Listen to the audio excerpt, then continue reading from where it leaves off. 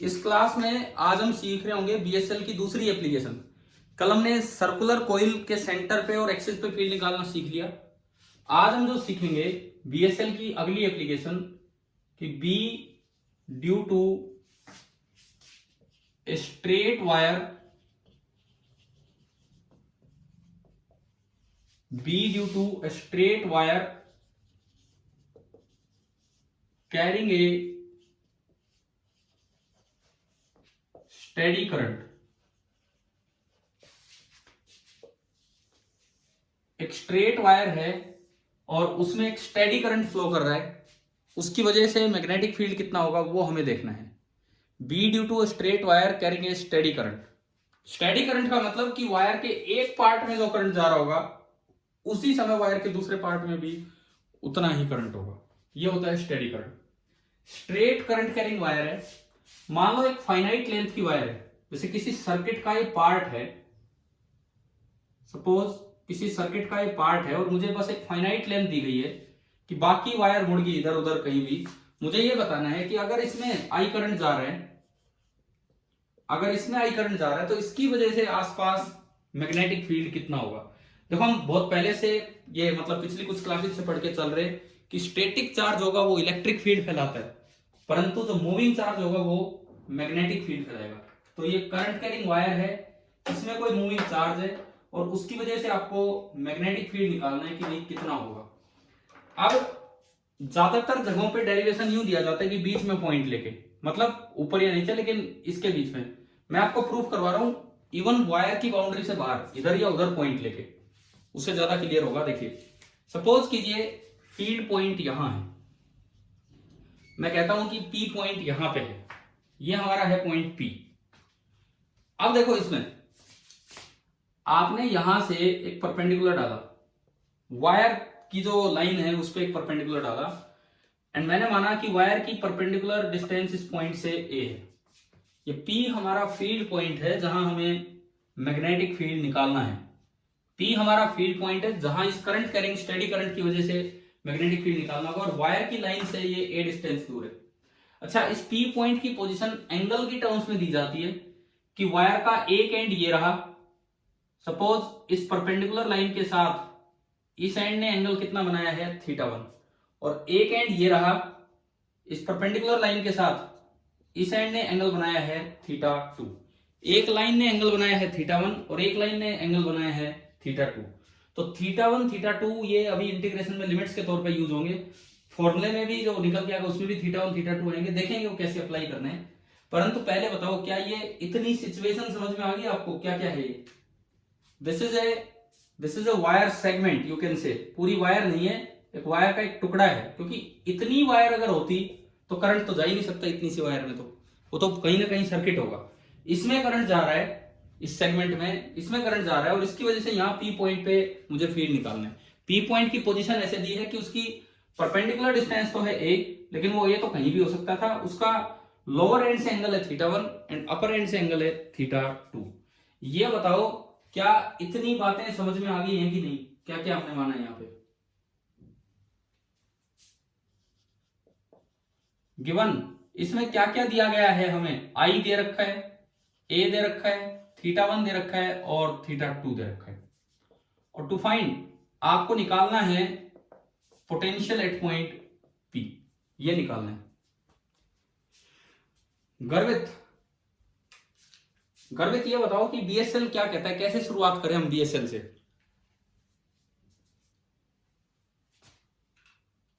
हाँ जी गर्वित, बीएसएल से शुरुआत कैसे होगी ये बताओ।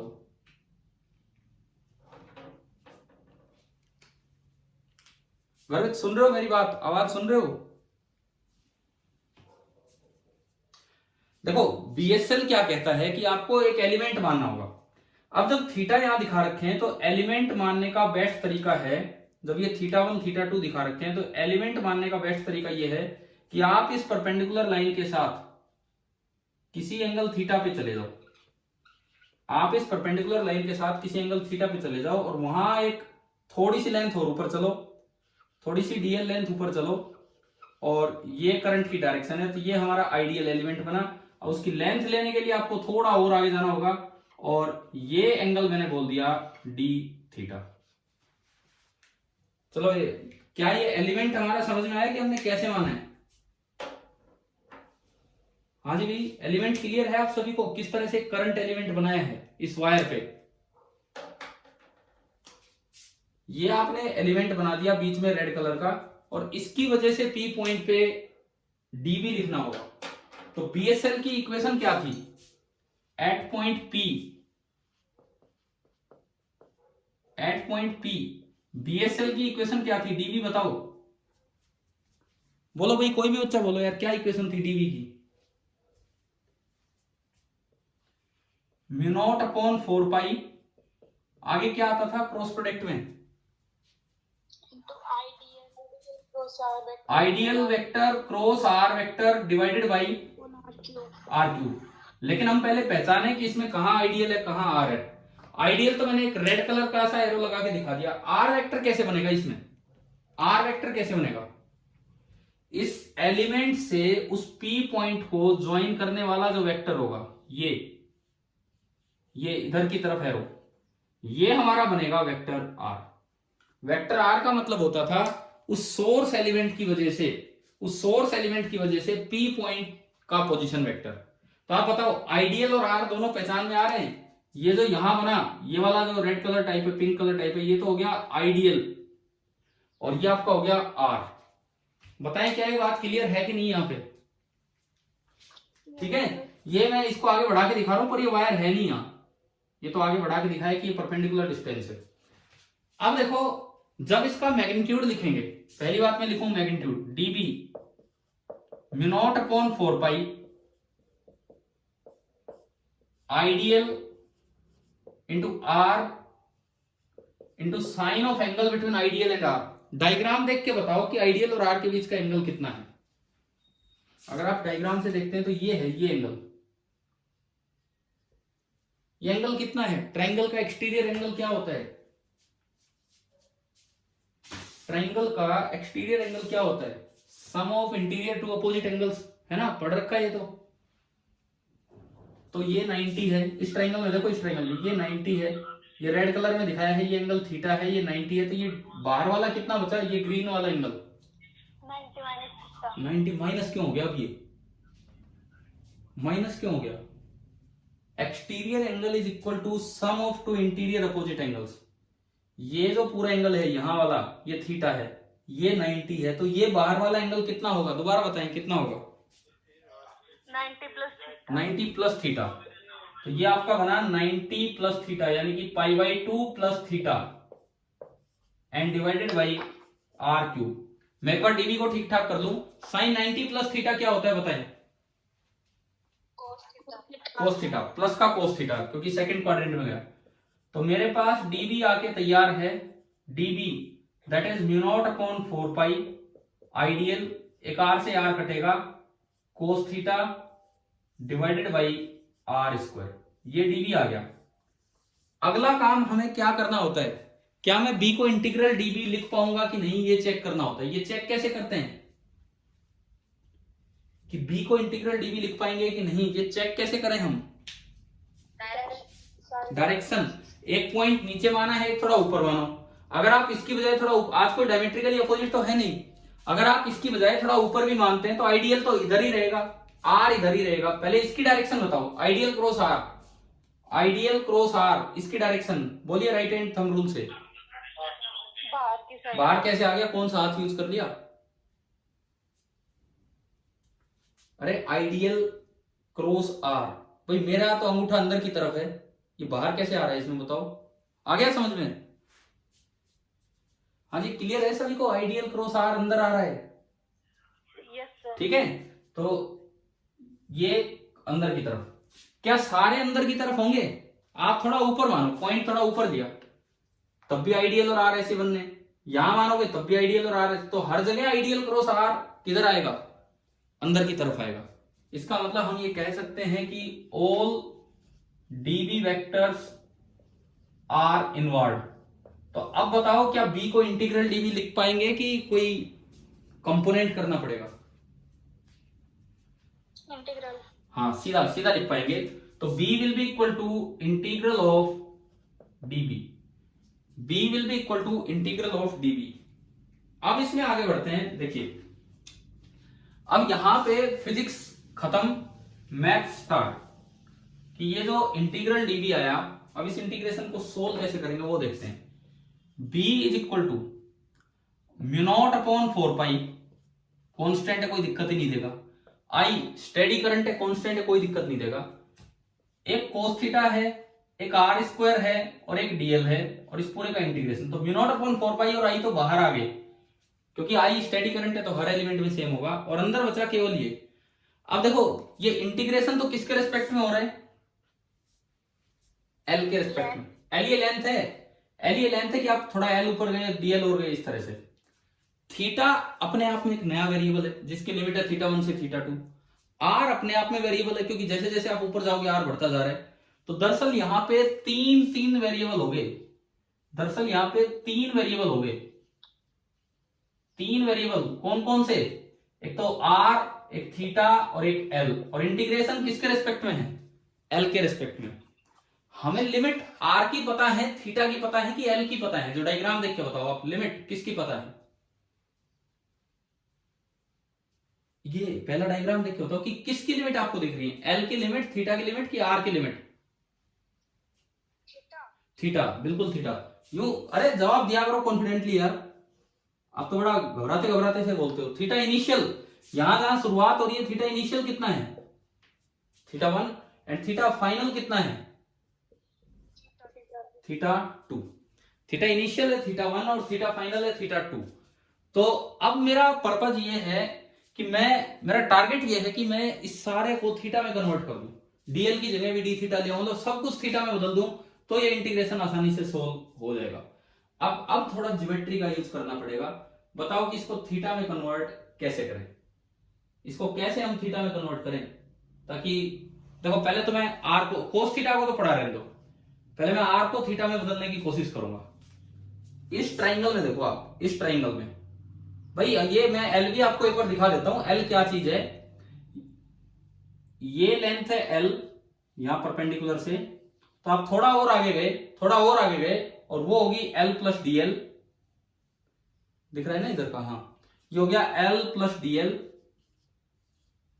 तो ये डीएल है। अब एल की लिमिट होती, अगर ये लेंथ पता होती तो यहां से लेके और पूरी लेंथ तक, लेकिन वो नहीं पता हमें, तो हम थीटा में कन्वर्ट करेंगे। अब देखो ये कन्वर्जन करवाएगा कौन, एक ट्राइंगल, एक ट्राइंगल हमें कन्वर्ट करवाएगी ये सारी चीजें थीटा में। ये वाली ट्राइंगल देखो आप, ये वाली ट्राइंगल, मैं एक ट्राइंगल बना रहा हूं, ये पॉइंट है P और ये वो एलिमेंट वाला पॉइंट, ये लेंथ फिक्स है कितनी है A, ये एंगल वेरिएबल है थीटा, ये वेरिएबल है R, ये वेरिएबल है L। तो आप बड़ी आसानी से सब कुछ थीटा में कन्वर्ट कर सकते हो यूजिंग अ कांस्टेंट A। पहले चलो मैं R और थीटा में रिलेशन लाता हूं। बताओ A का यूज करके इस ट्राइंगल से बताओ साइन कोस टेन R किस में आएगा, A और थीटा का यूज करना है, sine theta cos theta tan theta किस में आएगा, A और R।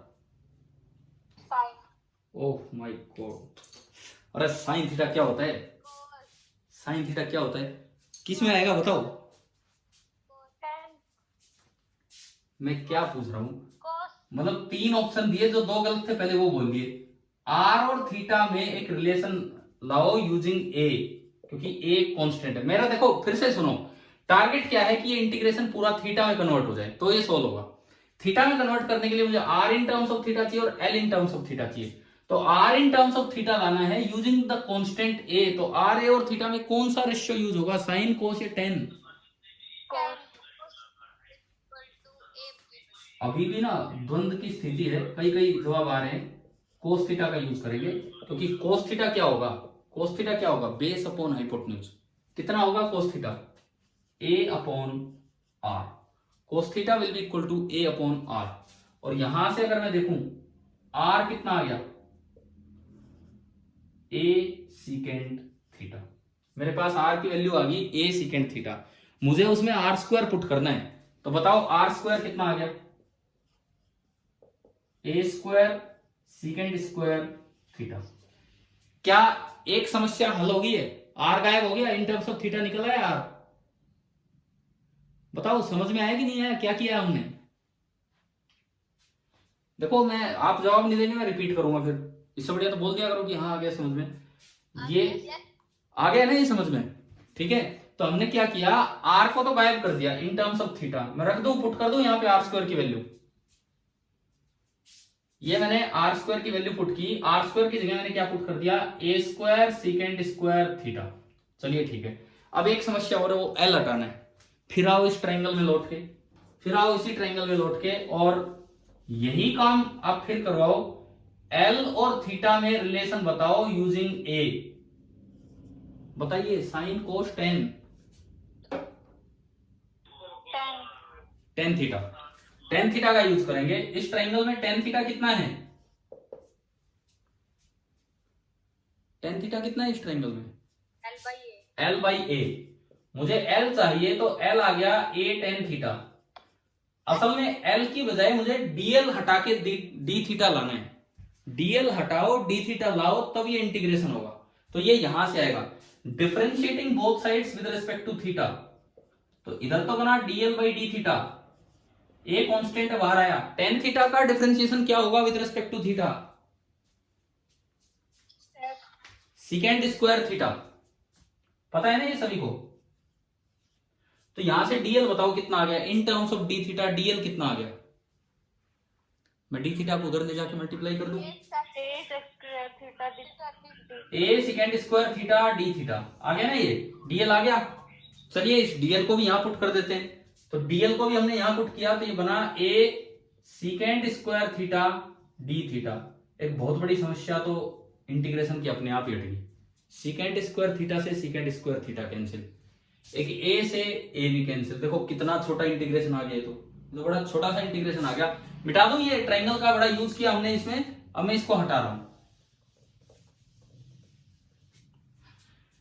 अब देखिए ये b कितना आया, b is equal to mu upon 4 pi I, A भी कॉन्स्टेंट है बाहर आ गया। अंदर ओनली बचा एक बड़ा आसान integration cos theta d theta, और जिसकी लिमिट है थीटा 1 से थीटा 2। देखो कितना खतरनाक इंटीग्रेशन था, एक ट्राइंगल ने इतनी मदद की कि बहुत छोटा इंटीग्रेशन बन गया।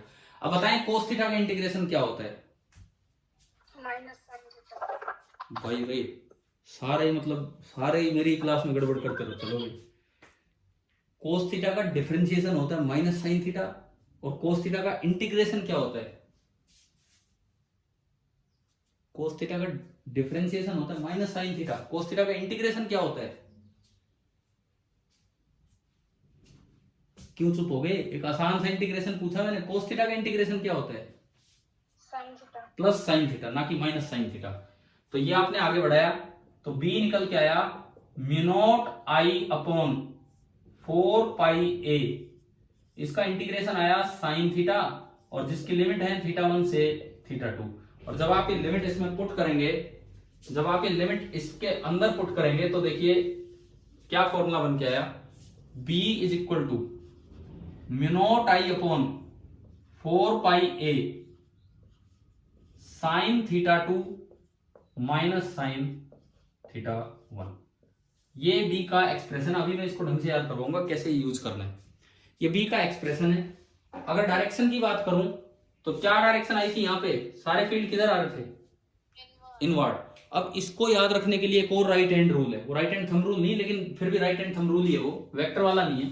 जिस तरह से मैंने सर्कल में बताया कि अगर सर्कल में करंट फ्लो करता है तो आप करंट की तरह उंगलियों को घुमाओ। अंगूठा आपको क्या दे रहा था, अंदर वाले पॉइंट्स पे बी की डायरेक्शन। सीखा था ना कल तक, ये सीखा था कि अगर सर्कल में करंट है तो सर्कल की तरह करंट की तरह उंगलियां घुमाओ, अंगूठा बी की डायरेक्शन देगा। आज बिल्कुल उससे उल्टा काम है। स्ट्रेट वायर में करंट है तो राइट हैंड का अंगूठा इस तरह कर लो जिधर करंट है, राइट हैंड का अंगूठा इस तरह कर लो जिधर करंट है, और उंगलियों को घुमाओगे तो आपको फील्ड लाइंस देगी। उंगलियों को घुमाओगे तो आपको फील्ड लाइन देगी, यानी कि इनके चारों तरफ सर्कुलर फील्ड लाइंस बनेगी। ये जस्ट एक याद करने का तरीका है कि अगर स्ट्रेट वायर में करंट है तो राइट हैंड को के अंगूठे को करंट की तरफ कर लो, और उंगलियां घुमाओगे तो आपको फील्ड लाइंस देंगी। तो यानी कि इसके अराउंड फील्ड लाइन ऐसे बनेगी कि यहां तो फील्ड अंदर होगा और इधर फील्ड बाहर होगा। आ गया ये समझ में? इधर की तरफ फील्ड बाहर होगा और उधर की तरफ अंदर होगा। पता है ये केस, ये फॉर्मूला ये समझ में आ गया है कि नहीं? ठीक है। अब इसमें एक चीज याद रखना, या तो कई चीज रखनी। पहली बात, not valid for, this is not valid for A equal to 0। A equal to 0 के लिए ये फॉर्मूला वैलिड नहीं है, क्योंकि अगर ए इक्वल टू 0 रख दिया तो इस फॉर्मूले से तो क्या आंसर आ रहा है, नीचे ए 0 हो गया तो बी टेंड्स टू इंफिनिटी। अगर नीचे ए 0 रखोगे तो बी टेंड्स टू कहां जा रहा है, इंफिनिटी की तरफ जा रहा है। लेकिन बीएसएल कहता है कि अगर आप इस पॉइंट को इसी वायर पे ले लेंगे तो जो आर वेक्टर है, जो अभी आर वेक्टर नीचे है, इसी वायर पे ले लिया तो वो आर वेक्टर घूम के ऊपर आ गया। आया समझ में? अगर पी पॉइंट है और अगर पी पॉइंट यहां है तो आर वेक्टर घूम के नीचे चला गया, तो आइडियल और आर के बीच का एंगल या तो 0 डिग्री हो जाएगा या फिर 180 डिग्री। डीबी का फॉर्मूला है ideal cross R, cross product 0 degree पे भी 0 होता है और 180 डिग्री पे भी 0 होता है। तो फॉर ए इक्वल टू 0, मतलब पॉइंट या तो इसके नीचे होगा या ऊपर होगा, डीबी 0 होगा, और डीबी 0 होगा तो उस वजह से जो बी है वो भी कितना हो जाएगा, 0। तो क्या ये फॉर्मूला समझ में आया, क्या फॉर्मूला है? ठीक है। अब देखो थोड़ा सा इस फॉर्मूले का एनालिसिस करते हैं। भाई डेरिवेशन भी जरूरी है, क्या कर दिए हैं कि नहीं आपने? ठीक है। बोर्ड एग्जाम में ये वाला प्रूफ कम आता है, या यूं कहे नहीं आया है, वो ज्यादा आता है। इसका रीजन एक ही है कि आपके एनसीईआरटी टेक्स्ट बुक में ये टॉपिक नहीं दे रखा है, ये वाला प्रूफ नहीं दे रखा है फाइनाइट वायर का। एनसीईआरटी केवल इनफाइनाइट वायर का करवाती है, वो गॉस लॉ मतलब एसीएल से हो जाएगा, एम्पियर सर्किटल लॉ से। लेकिन हमें क्वेश्चंस में यूज करना होता है, तो ये प्रूफ वैसे नहीं आया है बोर्ड में, पर आ सकता है, ऐसी कोई बात नहीं है कि नहीं आ पाएगा।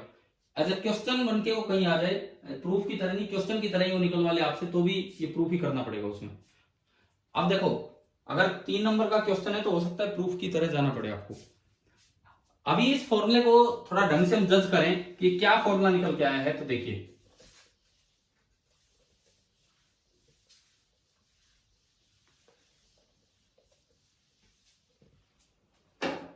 मान लीजिए ये कोई वायर है, इसमें करंट ऐसे जा रहा है।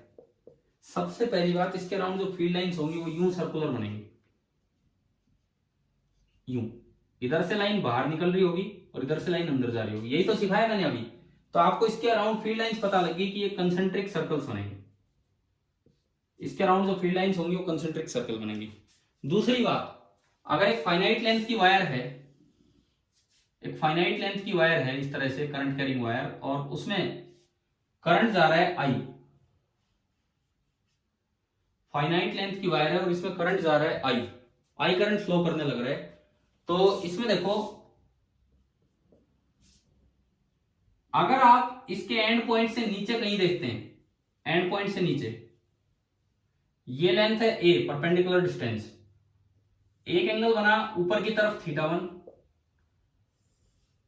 और दूसरा एंगल ऊपर की तरफ θ2। तो हमने अभी बी का फॉर्मूला डेराइव किया, μ0 I अपॉन 4 पाई ए, क्या है अंदर बताओ, साइन की कोस। अभी भी फॉर्मूला डेराइव किया था, क्या है था अंदर, साइन या कोस, साइन ऑफ बड़ा एंगल माइनस साइन ऑफ छोटा एंगल। परंतु आपकी ज्यादातर बुक्स में आपको फॉर्मूला प्लस के तौर पे मिलता है, साइन θ1 प्लस साइन θ2। वो कब है क्या है, अब वो आपको बताता हूं। अगर ये पॉइंट बिल्कुल नीचे ना होके इन दोनों के बीच में कहीं होता, सपोज ये सेगमेंट है, वायर सेगमेंट, और इसमें करंट जा रहा है आई, और पॉइंट यहां कहीं है, नीचे से थोड़ा ऊपर है, आपने परपेंडिकुलर डाला, ये परपेंडिकुलर लेंथ तो इसकी ए ही है, ये परपेंडिकुलर लेंथ इसकी ए है, आपने दोनों एंड्स को ज्वाइन किया, ऊपर वाला एंड तो ऊपर ही बना θ2, परंतु एक और जो एंगल ऊपर बनना था अब वो किधर आ गया है, जो एंगल ऊपर बनना था वो किधर आ गया है, θ1 पे आ गया है। आया क्या समझ में, क्या हुआ है? अब जब थीटा की लिमिट लगेंगी एलिमेंट मान के, तो थीटा इनिशियल और थीटा फाइनल, पिछली बार आपकी लिमिट लगी थी θ1 से θ2, इस बार इस लाइन से ऊपर नहीं है θ1 कहां गया, इस लाइन से नीचे। तो जो लिमिट लगेंगी ना वो माइनस θ1 से लेके कहां तक लगेंगी, θ2 तक। बताओ भाई क्या ये पॉइंट क्लियर हुआ कि नहीं? आप जब प्रूफ करते हैं तो इस परपेंडिकुलर के साथ एंगल मानते हैं थीटा, फिर थोड़ा सा और आगे जाते हैं डी थीटा, इस तरह माने। तो थीटा की लिमिट पिछली बार तो ऊपर ऊपर ही था, थीटा 1 से थीटा 2 गई। इस बार देखेंगे तो थीटा 0 से भी नीचे जा रहा है, तो थीटा की इनिशियल लिमिट कितनी लगेगी, -θ1, एंड फाइनल लिमिट कितनी लगेगी, +θ2। क्या ये पॉइंट क्लियर हो गया है कि नहीं जो मैं बता रहा हूं यहाँ पे? क्लियर है सर। तो अब देखो, अगर आप θ1 की जगह -θ1 रखेंगे, θ1 की जगह -θ1 रखेंगे, तो साइन ऑफ -θ से माइनस बाहर आ जाता है, साइन ऑफ -θ से माइनस बाहर आ जाता है, और माइनस माइनस बाहर आके क्या बन गया, प्लस। यानी कि जब आप यहां पे फॉर्मूला लगाएंगे तो ये b जो बनेगा वो बन जाएगा μ0I/4πa sin θ1 प्लस sin θ2। तो बहुत सी बुक्स में ये फॉर्मूला ऐसे मिलता है, तो आपको कंफ्यूज नहीं होना है, फॉर्मूला वही है, लेकिन ये तो इस तरह से बनता है फॉर्मूला, जब लिमिट चेंज होकर यूं हो जाएंगी तब। अच्छा बताओ, क्या ये फॉर्मूला लगाना आ गया आपको यहां तक? तीसरी बात, अगर पॉइंट ऊपर चला जाए तो, सपोज पॉइंट यहां है, मैं कहता हूं P पॉइंट यहां पे है। अब देखिए, अब अगर मैं एंगल देखूं, P पॉइंट यहां पे है, अब अगर मैं एंगल देखूं तो आपने परपेंडिकुलर डाला, ये A है, ऊपर वाले देखो एक एंड को ज्वाइन किया, नीचे की तरफ एंगल बना θ1, दूसरे एंड को ज्वाइन किया, नीचे की तरफ ही एंगल बना θ2। अब क्या होगा, अब लिमिट कहां से कहां लगेगी बताओ? अब इससे ऊपर कोई एंगल है ही नहीं, तो जो इससे ऊपर जो मेजर कर रहे थे, थीटा की इनिशियल लिमिट तो हो जाएगी -θ1, एंड थीटा की फाइनल लिमिट कितनी हो जाएगी, -θ2। देखो, जब दोनों ही एंगल पॉइंट से ऊपर बन रहे थे तो दोनों लिमिट पॉजिटिव थी, एक एंगल नीचे बना तो वो लिमिट नेगेटिव होगी, और दोनों ही एंगल नीचे बनेंगे तो दोनों ही लिमिट क्या हो जाएंगी, नेगेटिव हो जाएंगी। क्या ये बात आ गई है समझ में? ठीक है। अब देखो, अगर नहीं क्लियर हो तो पूछना। आपका फॉर्मूला ये डेराइव किया था हमने, sin θ2 माइनस sin θ1। अब दोनों लिमिट नेगेटिव होंगी, इनिशियल लिमिट -θ1 पुट होगी, तो यहां θ1 की जगह आएगा -θ1, फाइनल लिमिट -θ2 पुट होगी, तो यहां θ2 की जगह -θ2। साइन में से माइनस बाहर आ जाता है, तो वो तो माइनस माइनस प्लस हो गया और ये माइनस हो गया, तो यहां जो b लिखा जाएगा, यहां पे P पॉइंट पे जो b लिखा जाएगा, एक बार दोबारा देख लो, ये आपको नहीं दिख रहा था, तो ये माइनस बाहर आएगा और ये माइनस बाहर आके इसको प्लस कर देगा, तो यहां जो b लिखा जाएगा वो आएगा μ0I/4πa sin θ1 प्लस sin θ2। तो अब मैं सॉरी माइनस sin θ2, ये माइनस बाहर आया, माइनस sin θ2। तो अब देखो, एक चीज हमने सीखी कि तीनों जगह हमने फॉर्मूला लगाना सीख लिया, तीनों जगह। मैं तीन क्वेश्चन ऐसे लेके आपको बताता हूं कि भाई क्या फॉर्मूले निकल के आए हैं, किस तरह से अप्लाई करने हैं। एक वायर सेगमेंट की वजह से अगर आपको बी निकालना है तो सपोज पहला सवाल, क्वेश्चन नंबर 1, ये कोई वायर सेगमेंट है, इसमें करंट जा रहा है 10 एम्पियर का, पॉइंट है यहां, उसकी perpendicular distance from the line of wire segment मान लो 2 मीटर दे दी। एंगल्स हमें दिखाए गए हैं कि ये एंगल है 37 डिग्री और ये एंगल है 53 डिग्री। एक एंगल है 37 डिग्री और एक एंगल है 53 डिग्री, ये दो आपको दिखाए गए हैं। अभी बताओ क्या फॉर्मूला लगेगा यहां पे, B is equal to μ0 into I, पहले तो μ0/4π, ये तो कांस्टेंट है, I/R मतलब A, μ0I/4πa साइन ऑफ θ2 बड़ा एंगल माइनस साइन ऑफ छोटा एंगल। आ रहा है ना समझ में कैसे फॉर्मूला कब क्या लगाना है? अब इसमें लिमिट पुट कर, सॉरी वैल्यूज पुट करें तो μ0/4π होता है 10⁻⁷।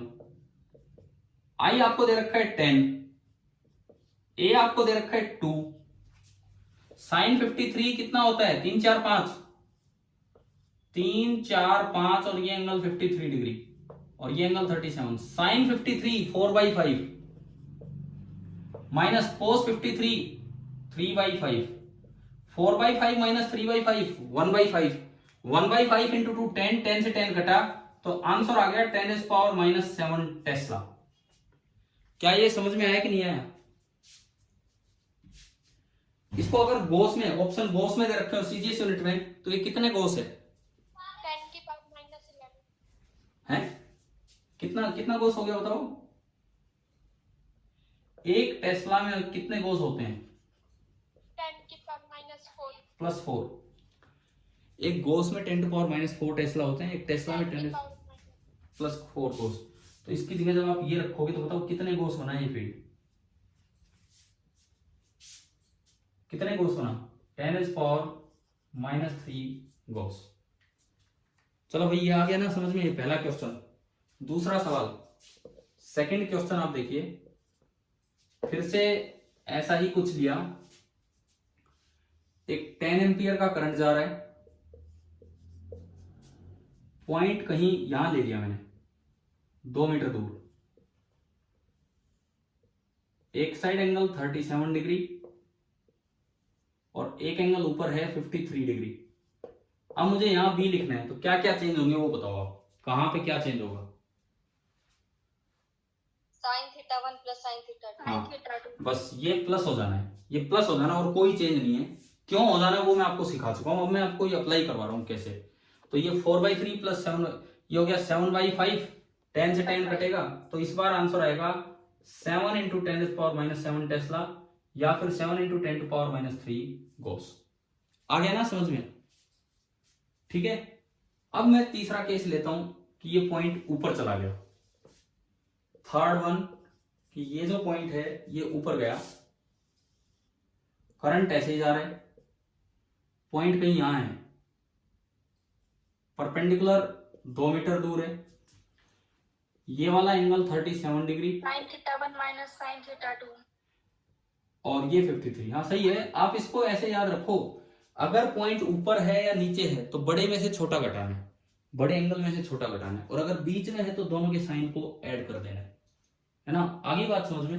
तो इस बार फिर से एंगल बनेगा बड़ा माइनस छोटा, यानी कि 7 फिर हट जाएगा, सेम आंसर। मतलब जो फील्ड यहां है बिल्कुल वही फील्ड यहां था, सेम डायरेक्शन भी सेम, यहां भी अंदर यहां भी अंदर। तो एक वायर की वजह से जो फील्ड यहां है वही फील्ड यहां है, बीच में फील्ड अलग हो गया है इन एंगल्स पे। क्या ये एंगुलर फॉर्म में फॉर्मूला लगाना आ गया आपको?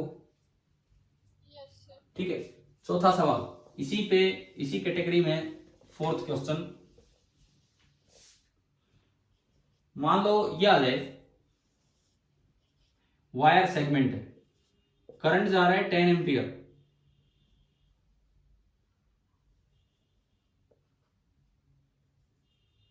ये 2 मीटर दूर है, 2 मीटर दूर है वही बात, और एंगल आपको दे दिए गए, ये एंगल है 53 डिग्री और एक है 60 डिग्री, कुछ भी इस तरह से एंगल दे दिए, एक 53 एक 60। अब आपको बताना है कि बी कितना होगा, किधर होगा वो तो दिख ही रहा है, अंदर होगा, कितना होगा, क्या फॉर्मूला लगाएं?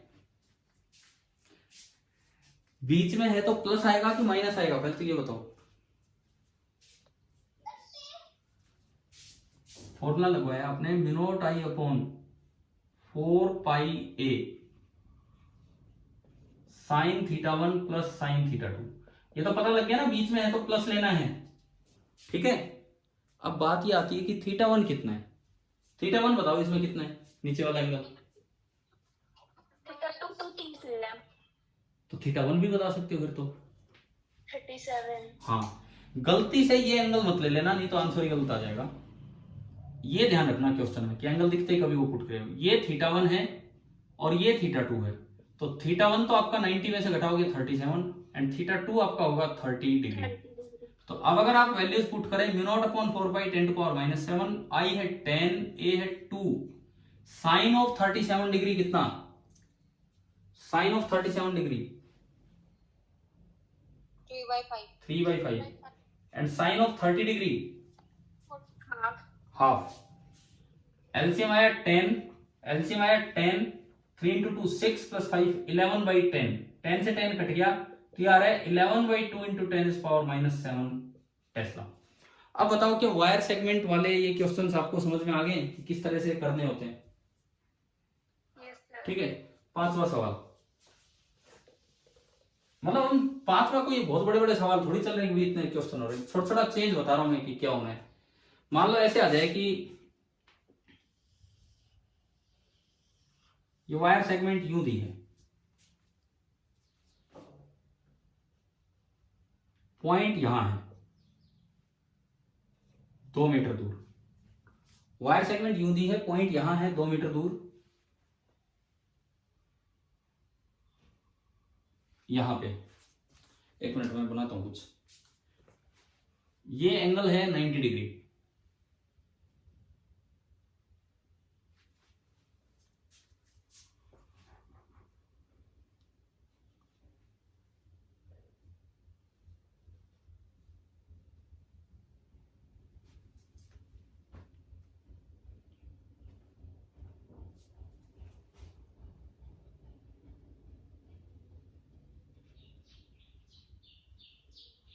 चलो ये बन गया एक सवाल।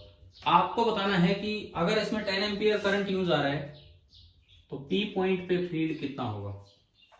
सर जी आवाज नहीं आ रही। आवाज नहीं आ रही क्या मेरी? आ रही है सर। तो यार बीच बीच में झूठ मत बोलो, चलने दो काम को। देखो सुनो, पी पॉइंट पे फील्ड निकालना है, उस पर ध्यान दो। कैसे? बस फॉर्मूला लगवाना है। Sign theta 1 plus sign theta 2 होगा या माइनस साइन थीटा 2 होगा? पहले तो ये बताओ। प्लस। प्लस, क्योंकि ये बीच में है। थीटा 1 किधर है एंगल? परपेंडिकुलर से जो नीचे वाला एंगल है वो तो क्या होगा? थीटा 1। और परपेंडिकुलर से ऊपर वाला एंगल होगा थीटा 2। परपेंडिकुलर से नीचे वाला एंगल थीटा 1, ऊपर वाला थीटा 2। ये परपेंडिकुलर दिखा रखा है। ए 5 होगा या कुछ और होगा? बताओ इस फॉर्मूले में अभी जो हम यूज करेंगे। हाँ जी, हाँ ए ये नहीं है, ये नहीं है कि सीधी लाइन को ये मानो, ये है ए। तो बाई पाइथागोरस ए आ गया √5² माइनस 3² यानी कि 4 मीटर। और एंगल की बात करें, थीटा 1 बताओ कितना है? यहां से 3 4 5 की ट्रायंगल, क्योंकि ये 5 ये 4 ये 3, तो ये एंगल कितना है 5 और 4 के बीच का? 37। बिल्कुल सही। थीटा 1 आपको पता लगा कि थीटा 1 है 37 डिग्री।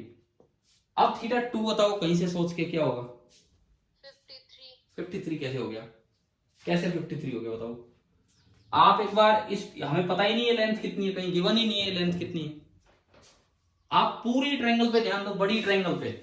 क्या बड़ी ट्रायंगल एक आइसोसेल्स राइट एंगल ट्रायंगल दिख रही है आपको? Yes sir. तो अगर बड़ी ट्रायंगल एक आइसोसेल्स राइट एंगल ट्रायंगल है तो ये एंगल 90 है, दिखाई रखा है पूरा। अच्छा ठीक है ठीक है ठीक है, सही बताया था आपने। अभी एक बच्चे ने जवाब दिया था, बिल्कुल सही दिया था। थीटा 2 कितना दिया था आपने? 53। हाँ सही बोला था, बिकॉज ये 90 है। बस मैं कुछ और सोच गया था, मैं किसी और एंगल को 90 ले रहा था। अगर ये 90 ही है, मैं 45 के अकॉर्डिंग सोच रहा था, तो 90 माइनस 37 यानी कि ये कितना हो गया 53। और अब तो फॉर्मूला लगाना है बस, B is equal to μ0 I upon 4πa, plus वाला फॉर्मूला लगना है साइन 37 प्लस साइन 53। बस वैल्यूज पुट करके कर लोगे ना अब तो ये वाला क्वेश्चन हो जाएगा। ठीक है, अब देखिए, अब मैं इस वायर सेगमेंट के कुछ 2 स्पेशल केस लेता हूं। इस वायर सेगमेंट के 2 हम स्पेशल केसेस ले रहे होंगे फील्ड निकालने के। पहला special case, wire is of या वायर इज लार्ज, बहुत बड़ी है, but it's one and is visible. Wire large है लेकिन उसका एक एंड विजिबल है, मतलब हम उसके एक एंड की तरफ हैं। इस तरह से एक साइड डैश लगा के छोड़ दिया कि उधर बहुत बड़ी वायर है। अब डिपेंड करता है कि आपको एंड विजिबल है तो आप कहां हो, आप किस पॉइंट पे फील्ड निकाला है। सपोज बिल्कुल मैं यहां फील्ड निकालना चाह रहा हूं, बिल्कुल यहां पी पॉइंट पे, ये लेंथ है ए, और एक केस है, तीनों केस में लूंगा अभी। एक केस है कि मैं इससे थोड़ा नीचे फील्ड निकालना चाह रहा हूं, परपेंडिकुलर लेंथ ए ही है, और एक केस होगा कि मैं इससे थोड़ा ऊपर फील्ड निकालना चाह रहा हूं और परपेंडिकुलर लेंथ ए है। तो तीनों केसेस में हम फील्ड देखेंगे अभी। सबसे पहले मैं ये वाला केस लेता हूं जो हमारा उसमें पहला केस होता था। इसमें θ1 एंगल तो ये हो जाएगा, θ1 एंगल तो ये हो जाएगा, ये जो भी बनेगा। θ2 कितना होगा आप बताओ, θ2 कितना होगा?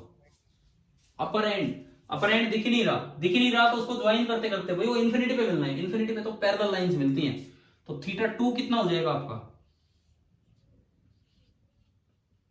π/2।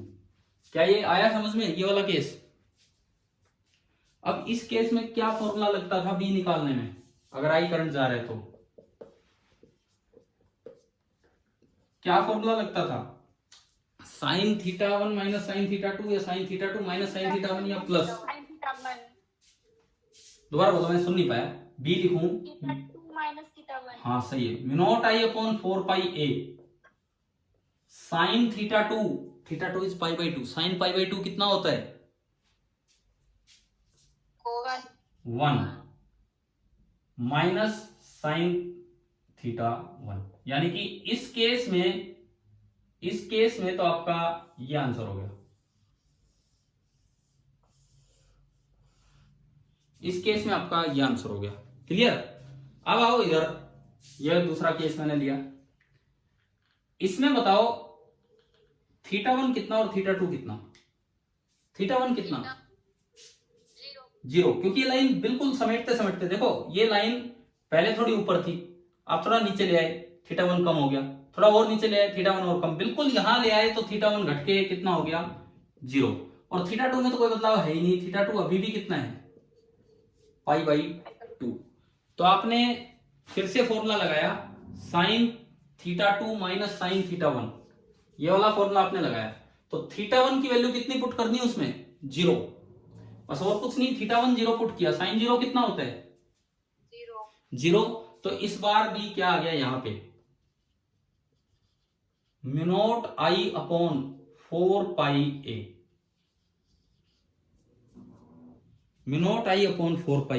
समझ में आया कि नहीं आया? तीसरा केस, अब उसमें देखो, मान लो ये नीचे की तरफ एंगल है θ1, मैं वैल्यू नहीं ले रहा, न्यूमेरिकल वैल्यू 37, 30, 45, 53 कुछ भी हो सकता है, और ऊपर वाला एंगल तो फिर से इंफिनिटी पे जा रहा है, तो इंफिनिटी पे तो एंगल कितना होगा? θ2 कितना होगा? π/2। लेकिन अब फॉर्मूला कौन सा लगना है? अब बी का कौन सा फॉर्मूला लगना है? Plus sin θ1। हाँ, प्लस वाला, क्योंकि ये बीच में है पॉइंट, तो आपने वहां भी लिखा बी, तो हो जाएगा mu I upon 4πa sin θ1 plus sin θ2, तो ये बनेगा 1 प्लस sin θ1। ये रटने नहीं है यार इतने कि कभी सारे एक्सप्रेशन याद करते चलो, मैं आपको बस वो लगा के दिखा रहा हूं कि पहला स्पेशल केस लिया, वायर बड़ी थी लेकिन एक एंड विजिबल था, तो विजिबल में तो कहीं भी हो सकता है, तो उसके अकॉर्डिंग हमने फील्ड निकालना सीख लिया। बताएं क्या पहला केस सभी को समझ में आ गया है, फर्स्ट वाला? Yes sir. ठीक है, चलें अब दूसरा देखते हैं, सेकंड।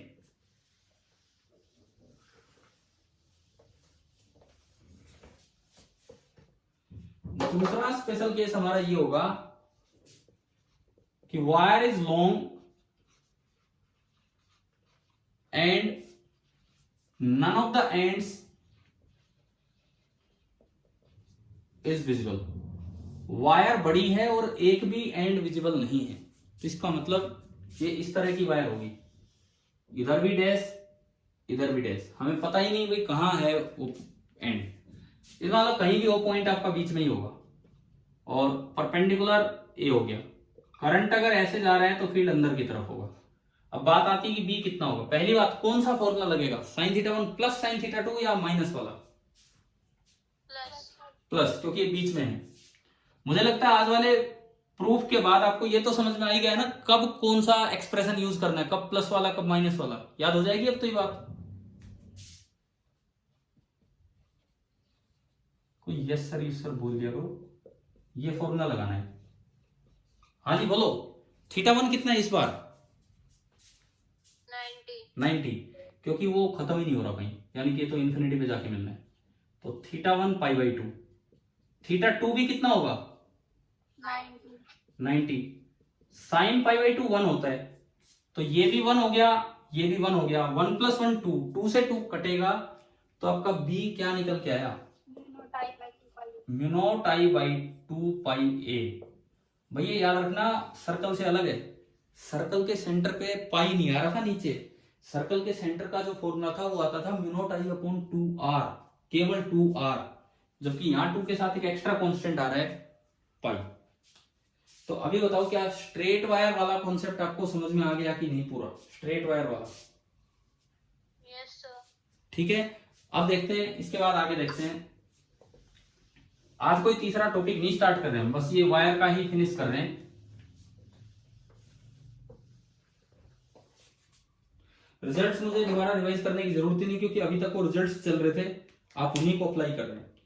अब आप ये समझो कि क्वेश्चंस में कॉम्बिनेशन आ जाता है, सर्कल का और स्ट्रेट वायर का कॉम्बिनेशन बन के आता है, तो वो सवाल आपको कैसे क्या सोल्व करने होंगे वो देखते हैं। जैसे सपोज एक क्वेश्चन आ गया कि ये एक लॉन्ग वायर है, इसमें करंट आई जा रहा है, यहां इसने सेमी सर्कुलर रूप बना लिया, this is a semi circle of radius r।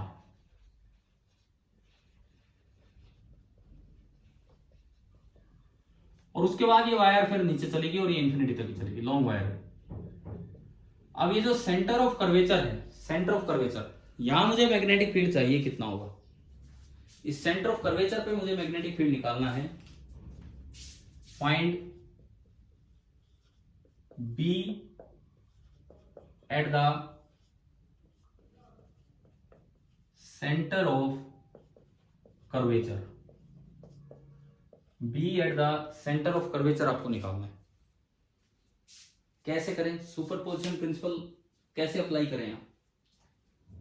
आप इसको 3 पार्ट्स में ब्रेक कर लो, आप इसको 3 पार्ट्स में ब्रेक कर लो। कैसे? देखिए 1 2 एक पार्ट है, 2 3 एक पार्ट है, एंड 3 4 ये एक पार्ट है। 1 2 एक स्ट्रेट लॉन्ग वायर है, 2 3 एक सेमी सर्कल का सेंटर के निकालना है, एंड 3 4 अगेन एक स्ट्रेट लॉन्ग वायर है। तो हम तीनों की वजह से अब कैलकुलेट करना अगर स्टार्ट करें, तो सबसे पहले मैं B1 निकालूं, B1 मतलब B12 की वजह से कौन सा फॉर्मूला लगेगा बताओ? लॉन्ग वायर है और एक एंड विजिबल है, और बिल्कुल एंड पे ये पॉइंट है, कितनी दूर है वो इसका रेडियस है r। तो हमने अभी वो 3 केस बनाए थे नीचे, अगर आपको ध्यान हो एक एंड विजिबल है और बिल्कुल एंड वाली लाइन पे पॉइंट हो, तो फॉर्मूला निकल के आया था μ0I/4πa, याद है क्या? μ0I/4πa। तो ये बना μ0I/4πa की जगह r। डायरेक्शन बताओ जी इसकी क्या डायरेक्शन होगी? अंगूठा करो करंट की तरफ, हथेली करो पॉइंट की तरफ, तो हथेली किधर जाना चाह रही है? कर लो के अंदर की बाहर? इनवर्ड। तो ये B12 आ गया इनवर्ड। अच्छा जी, उसके बाद B23, ये C पे निकाल रहे हम सारे। B23 एक सर्कुलर वायर की वजह से सेंटर पे क्या फॉर्मूला था?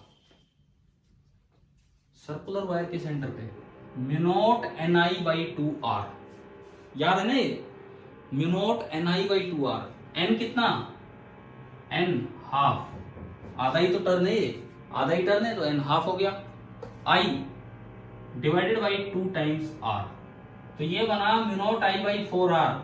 अंदर की बाहर बताएं, अंदर की बाहर? आउटवर्ड। नहीं यार, अब कैसे कैसे देख रहे हो ये बताओ। इसमें कैसे देखा आपने सर्कल में? पहली बात, ये करंट अगर यूं आया तो इसमें करंट यूं जाएगा। हमने आपको सर्कल में देखना बताया था। राइट हैंड लीजिए, स्ट्रेट वायर में तो अंगूठा करंट की तरफ कीजिए, हथेली आपको बी की डायरेक्शन देगी। इसमें उंगलियां करंट की तरह घुमाए, अंगूठा आपको बी की डायरेक्शन देगा। तो अंगूठा अंदर आ रहा है कि बाहर आ रहा है, इसमें सर्कल में अंदर, तो ये भी इनवर्ड। चलिए जी, तीसरा बच गया B34। अगेन एक लॉन्ग वायर है और एंड पे बिल्कुल पॉइंट है। जब एक लॉन्ग वायर हो और एंड पे पॉइंट हो तो हमारा फॉर्मूला हुआ करता है μ0I/4πa। तो μ0I/4πr, ये हो गया। डायरेक्शन बता दो क्या होगी। हे भगवान, अरे यार मैं कितनी बार डायरेक्शन निकालूं, फिर दोबारा वही गड़बड़। भाई राइट हैंड का अंगूठा कीजिए करंट की तरफ, राइट हैंड का अंगूठा मैंने किया करंट की तरफ, करंट नीचे जा रहा है। हथेली कीजिए पॉइंट की तरफ, हथेली पॉइंट की तरफ, सी उधर है। अब मैं अगर हथेली कर्ल करूं तो अंदर जाएंगी कि बाहर जाएंगी हथेली कर्ल करने पे? तो फिर ये आउटवर्ड कैसे हो जाता है? इसका मतलब ये भी इनवर्ड। क्या आपको तीनों फील्ड निकालने आ गए? हाँ भाई, क्लियर है यहां तक? ठीक है।